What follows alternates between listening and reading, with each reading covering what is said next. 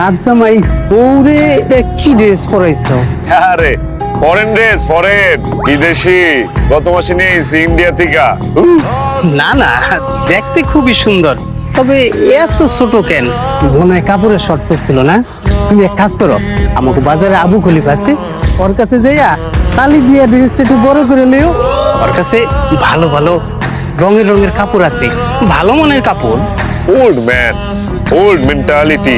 না না ভাই, তালি দেওয়া লাগবে না, এই জামার স্টাইল এরকম।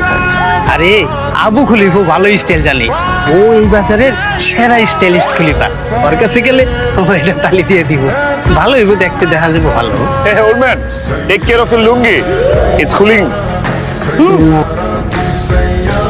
এক্সকিউজ মি, আপনাদের ঠিক চিনতে পারছি না। আপনারা কারা? মানে এই এলাকায় নতুন দেখতেছি আপনাদের। আপনি কে? আপনারও তো চিনতে পারলাম না।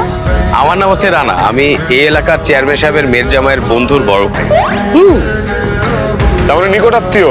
Fine. Myself Sajib. I'm from Dhaka university. ঢাকায় থাকি।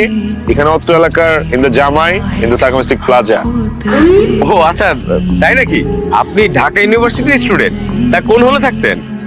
Hey, are you crazy? আপনি কি মাথা কি পাগল নাকি আপনি? কি বলেন? আমি হলে থাকবো কেন? হলে আমি যাবো সিনেমা দেখতে। হলে কেন আমি থাকবো? আমার কি দিন এতই খারাপ হয়ে গেছে? Babe, what is speaking in the drama? মানে কাম অন ডুড, হলে মলে থাকি নাই আমি।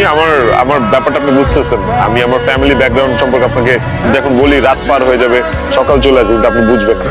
হলে নাকি দেখছি পাগল, ম্যাড ম্যান। আচ্ছা আচ্ছা ভাইয়া, আপনি থাকেন, আপনার সাথে পরে কথা হবে। হ্যাঁ চল চল।